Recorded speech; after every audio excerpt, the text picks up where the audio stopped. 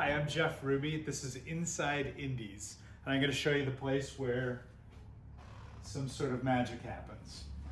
This is my office. We live in Hyde Park in Chicago. We're on the corner of 51st and Woodlawn, which is a busy intersection. There's a lot of cars that stop right on the corner, so I hear like 30 seconds of music blaring really loud, and then they move on, and then I hear another 30 seconds. It's good. So here's my desk, nothing fancy.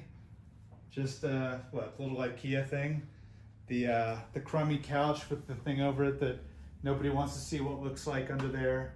I have shrines, various shrines here. One is to my old dog, Easy, dearly departed a few years ago. The other is to my new dog, Sammy, who's also right over there. And this one was all done by perler beads. Really cool. You may have noticed this gentleman up here. This is Honey Boy Watson. I can't even remember where I got him or why, but I like his style. He just kind of inspires me there. And I've got just a bunch of other stuff kind of sitting around here. I've got these three dudes from the whatchamacallit game. Foosball? Foosball. Cut that part. So I've got the three dudes from the foosball table to remind me of my three kids, Hannah, Max, and Avi, who incidentally made me this for Father's Day a few years ago. They painted it, I love it. I've got my desk framed by two football helmets, the Bears, and my favorite team from when I was a little kid, the Houston Oilers, because I loved Earl Campbell. So this is it. I got my records here, a record player that doesn't work, lots of books just kind of sitting around with no real organizing principle. I've got this because I'm always writing about Chicago. It's very important to me to have the encyclopedia of punk rock at all times, just so I can flip through it and see bands that I love and you know, feel anarchy in the air, whatever.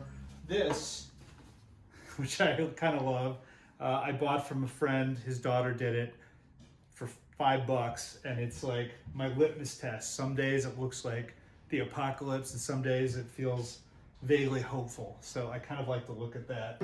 And then I always have rotating floor of different album covers that I like to put in there. Right now I've got lots of sort of British punk and American punk from the 70s. I've got a guitar I don't really know how to play very well. Here's a book that I just collaborated on with Kevin Pang and folks from Wild Sam. I think it's Wild Sam Adventure Guides. It's just a literary field guide to Chicago. And it's just this fun little thing with interviews and history and lots of cool stuff in there. You can find that pretty much anywhere.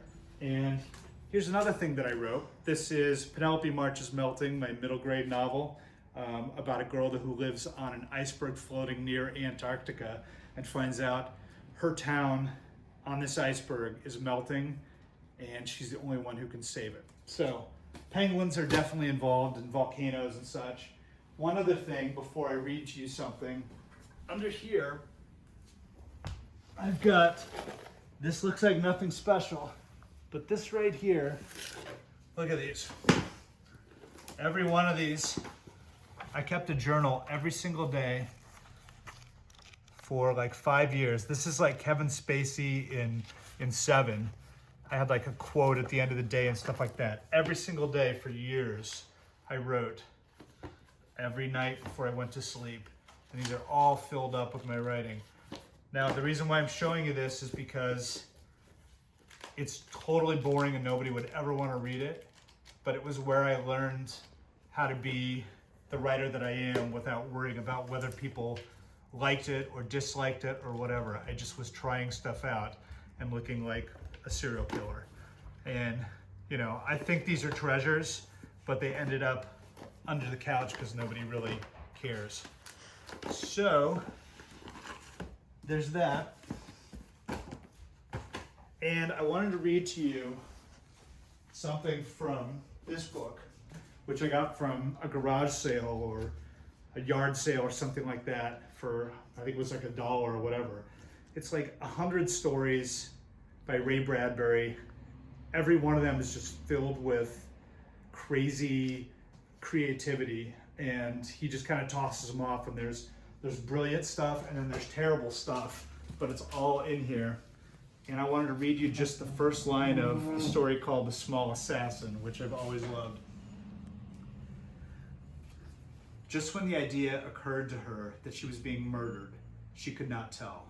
There had been little subtle signs, little suspicions for the past month, things as deep as the sea tides in her, like looking at a perfectly calm stretch of tropic water, wanting to bathe in it and finding, just as the tide takes your body, that monsters dwell just under the surface. Things unseen, bloated, many-armed, sharp-finned, malignant, and inescapable. I think that's a brilliant first line, and that inspires me. That's basically it. I want to put in a plug for the bookseller, which is awesome. Great bookstore, independent bookstores in general, huge fan. Do your shopping nice and early this holiday season and do it there. Thanks, bye.